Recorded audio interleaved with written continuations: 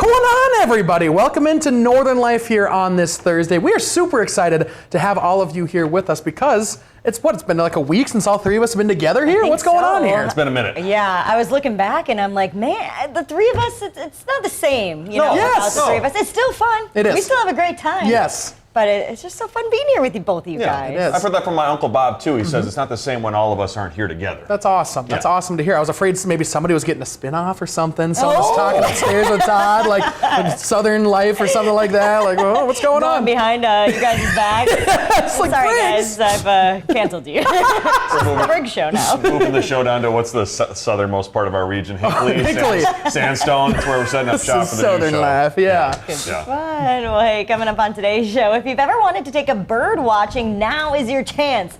Chris with the St. Louis River Alliance visited us in studio earlier this week, telling us all about a new class coming up and their efforts to protect that special piece of the Northland. Plus, as you make your Memorial Day weekend plans, communities will be celebrating our nation's heroes this holiday weekend. We have details on some of those events that the whole family can attend.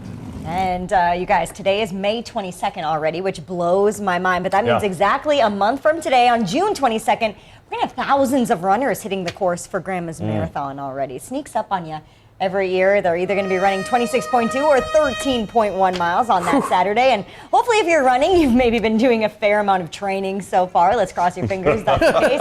But that might mean you've been dealing with some injuries too. So if that's the case, Runner's World has some advice for you. They say working on your mobility with hip flexor stretches can help, along with using a foam roller maybe on your calves and your quads. Focusing on good form and strength training are also important. And most importantly, perhaps, check your shoes, especially if you've had them for a while. That happened to me one year. I was training for this race on some shoes that were probably several years too old. My hips hurt, and then I got new shoes, and lo and behold, problem solved. Helped everything. How about that? Yeah. My hips, as you get older and you do more sitting in the office, I feel like I get up and I'm like, I do not have any movement or motion. So I got a bad back too. So maybe it's the shoes. Yeah, that could maybe be. It's the chair. Maybe it's the office chair. Could be a little bit of everything. Here's my question. When people are training for the marathon, do they run 26.2 miles sometime before the race? Or do most people run under that and then by the time the race comes, they're kind of prepared? Yeah, when I did the full, I only ran up to 20 miles. I did that 2 separate times leading up to the race, but I almost wish I would have gone maybe like 22 or 23 because that last 6, it's a whole new world. gotta be It'll brutal. get ya. What's the name of that hill that you? Lemon drop. Lemon tree. Lemon tree. Lemon tree hill. One of them. One of those. Lemon lime hill. Lemon lollipop hills. We can rename it. Yeah, there we go. Why Put a not? petition out there. The other day I was on the treadmill at the gym and I was like, you know what? I walk on the treadmill. Let's see how far I can jog or run. I thought I was on there for forever and I only did 0.25 miles. Oh my gosh. Been here for hours. Yes. I will not be doing a half marathon or a marathon anytime soon, but something to work towards. There we go. Building bricks. Yeah.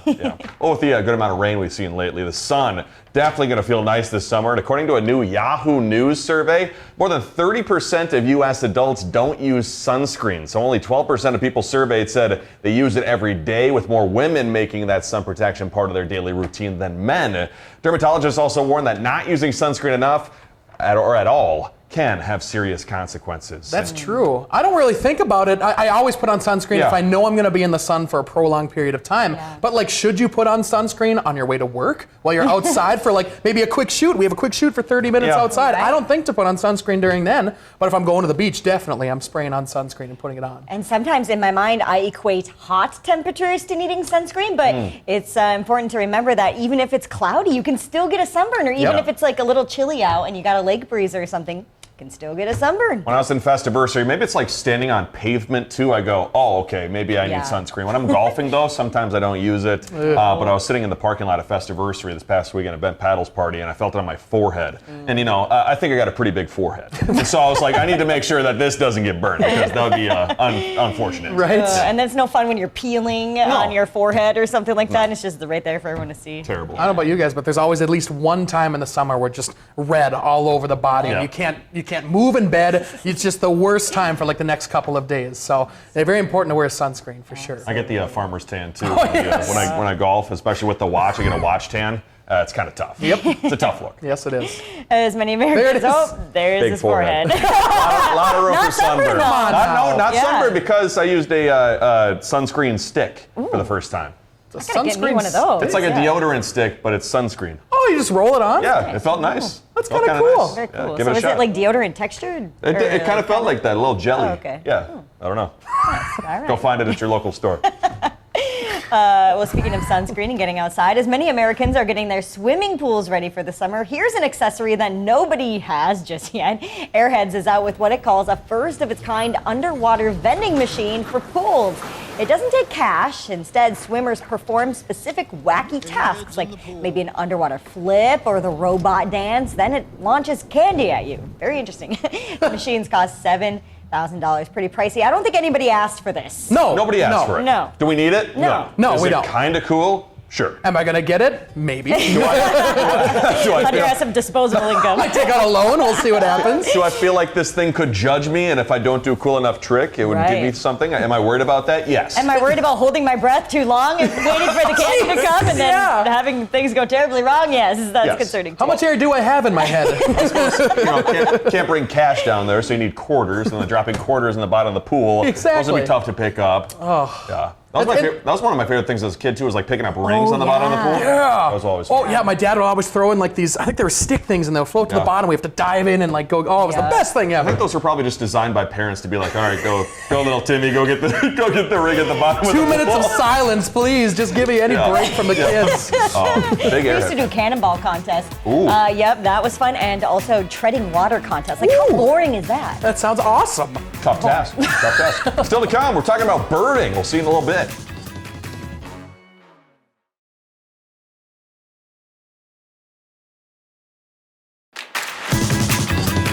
Welcome back, everybody. There's a running joke out there that as the older you get one day and you just wake up and bird watching is your favorite hobby, right? But as we're about to learn, bird watching is for everyone, no matter how old you are. And today in studio, we have Chris Eilers, who is the executive director of the St. Louis River Alliance. We're happy to have you here. Thanks and for we're having excited for you to tell us all about a birding event that is coming up that people can take part in. But first, let's talk about the St. Louis River Alliance. What is it you do, and what do you hope to accomplish? Yeah, so we are the original Citizens Action Committee to the area of concern.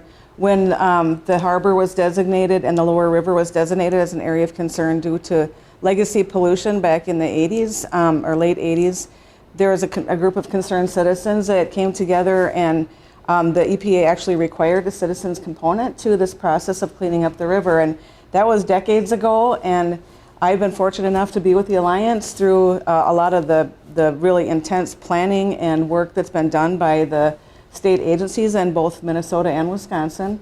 And now as we're seeing the river get cleaner, we are really focusing on connecting people to the river, and we have some projects coming up here that we've been working on that help connect people to the newly restored areas of the river. Sure. And why is connecting people to the river so important? Well, lots of reasons. First of all, we have a symbiotic relationship with the water, and this river here in the St. Louis River is our connection to the water. And so we want to help people connect to it so that they can heal in their lives, and that we can help keep the river clean for generations to come. And the St. Louis River, obviously a beautiful body of water, and with it comes the wildlife. Yes. And so you're hoping to get some beginners out there to do some bird watching or some birding. Yes. I've never done it myself before, but what can people expect is to take part in? Well, so we began this series a couple of years ago, actually, through funding with the Great Lakes Restoration Initiative funds and the Minnesota Pollution Control Agency, in order to connect people to the newly restored areas. So we talked to people in the neighborhoods along the river to find out what they wanted to do along the river and what kept them from doing that. And we planned the next 4 years of activities based on what people said they wanted to do. And so we are taking registrations for people. First, the first come, it's not first come, first serve, but it's people who live in the neighborhoods Sure. of the river who will get first shot at signing up. So we are partnering up with the Duluth Audubon Society, so they will be helping teach the class. They will be teaching the class, and we will provide all the gear.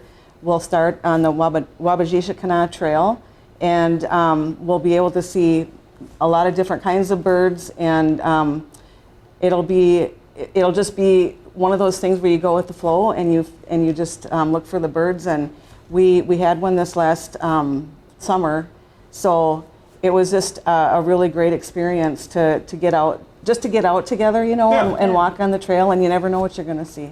Sure, and that's coming up June 5th, it sounds like, so you're still taking registrations. Yes. Very cool. So is there anything people need to bring? Like, should you bring binoculars with you or anything like that? We'll have everything. Cool. Just bring a water bottle and dress appropriately for the weather, and here in Duluth, you never know what you're going to get. Right. Right up to the last minute. Yeah. But, we see all kinds of animals, one of our piping plover monitors was out on the beach yesterday morning, actually with a news crew, and there was a bear swimming up to the site there. kidding. So you never know That's what pretty you're. funny. Yeah, you never know. He turned around when he saw them, but you never know what you're going to see. Yeah. Do you do bird watching yourself? I have only gone with the group last year, and other than monitoring for piping plovers and shorebirds, I haven't done much other bird watching. Yeah, I haven't done much either, but I grew up right above Hawk Ridge, you do? another great birding spot. So I feel like I need to get into it. So maybe this is my chance. It's a good chance. Yeah, for people who have never tried this before, this is what this class is geared towards. And it seems like, I've walked by the St. Louis River before. You've done over a decade of work with this alliance. What does it mean to you to continue to do this cleanup work to provide or to make what's already a beautiful body of water even cleaner and better for the surrounding Twin Ports community? Well, I think that, like I said before, we have a symbiotic relationship with the water, and the local water bodies are really important for our source of life. There's many businesses that rely on clean water as well. We can't have a healthy, successful community without that cleaner river. So it means healthy economics as well as healthy people. Yeah. And a healthy river and wildlife. So. Absolutely. And real quick, I know this isn't the only event you guys have going on this summer. You're quite busy. What else does your alliance have planned? Coming up on June 12th, we're going to be doing a cleanup on Billings Park Drive over in Superior. And all of these events you can find on our Facebook page or on our website. We have a beginner paddling class, canoeing, July 24th. And we're partnering up with UMD on that one. And then, so you can check all the details of that. We're also making sure that we provide extra access for people who might have some extra access needs. So there's a foraging class that's going to be coming up. And there's going to be a train ride in September along the river. Sounds like a really fun time. Well, thank you so much for being here, Chris. We really appreciate it. We're going to have all the information about all of those events plus the birding class on our website. Yeah, thank you for being here, and thank you again for all the work that you do, too. Thank you. Really cool to see. Well, hey, we'll be right back here on Northern Life. We're having a great time on this Thursday. We'll see you soon.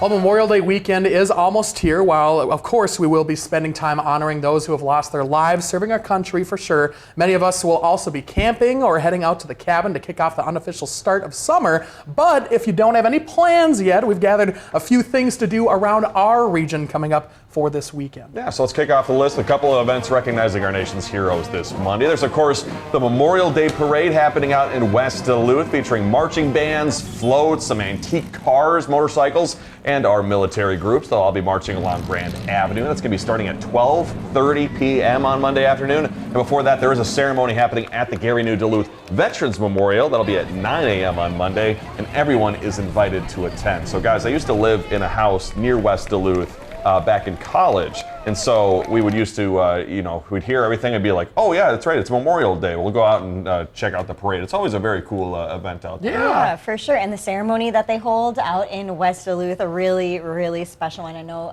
veterans come to pay their respects. They have, I believe, the Honor Guard comes as well, and lots of special things. So certainly something to add to your list if you don't have plans Monday. Yeah, and I think we're going to talk about this too to remind you, but I believe we don't have a show on Monday due to Memorial Day. and I forgot what the other coverage is on that day. But French Open tennis. French Open. I believe wow. on NBC. Cool. Yeah, super cool. And this next one, a little ambitious, but you could tackle the workout Murph. It's named after Lieutenant Michael Murphy. He was a SEAL team member who lost his life serving his country in Afghanistan back in 2005. Many people do this workout Memorial Day weekend in order to honor his service and sacrifice. So here's how it goes.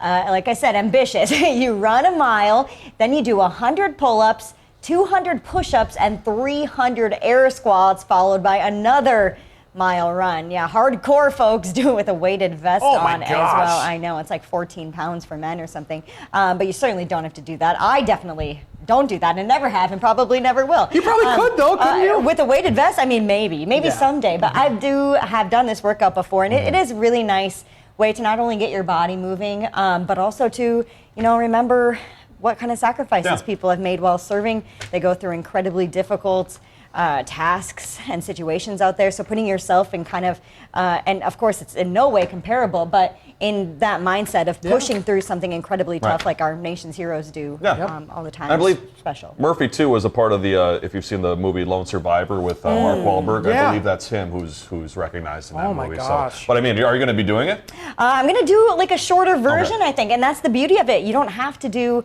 that full thing. You can scale it down to whatever is appropriate for you. So I might do like half of it. I like the asterisks of scaling out. Yes. Very nice. And if you're just looking to get out with the family on Monday, there's a fun event happening in Carlton, Minnesota to our south. So Sweetly Kismet Candy Store holding a summer kickoff family fun days happening Saturday and Sunday at their store on Highway 210. There will be bounce houses, tethered hot air balloon rides if our weather's all right, free food, and also plenty of candy. And so, guys, I actually went there not too long ago the other weekend, and I found candy in there that I hadn't seen in forever. I bought some Pop Rocks, bought some dill pickle taffy. Oh, yummy. Ended up being all right. So if you're a fan of candy and if you're a fan of finding old candy you haven't had in a long time, be sure to check them out because they got a lot of things down there. Oh, that sounds like a fun event. And finally, we have the Duluth Harbor Monsters Arena football team. They're having their inaugural game on Saturday. They're hosting the Dallas Falcons over at the deck. That game starts at 7 p.m. and there are tickets still available for like as low as $15. So something fun to do on Saturday. Fun option. Go Harbor Monsters. Yeah. That's right. Go get them. Still to come, Fridays are always fun here on Northern Life. We'll take a look at what's in store for tomorrow's show.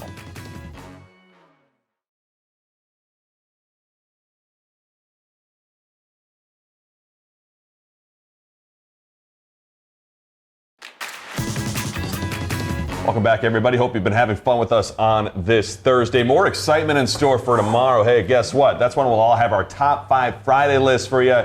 This time we're breaking down our favorite commercial jingles, and there are plenty of fun national ones, even local ones getting stuck in our head, including at least one written by our very own Hunter McCullough here. So, Hunter, are yours going to be featured on your own list? Or On my list. There you go.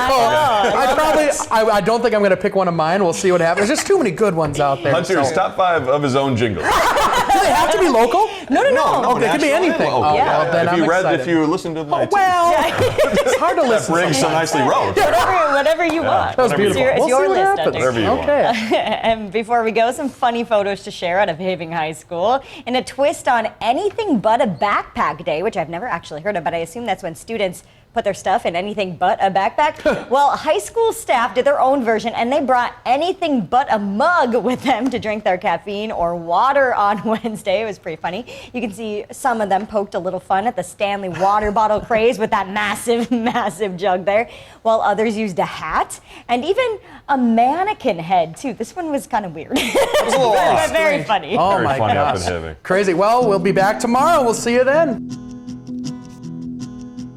Find some time to throw a line, or just head outside to unwind. That's the life in the great North Woods. Hike or bike, whatever you like. Get out in the day, enjoy the night. Yeah, we got the life in the great North Woods. Yeah, we got the life in the great North Woods. Yeah, this is Northern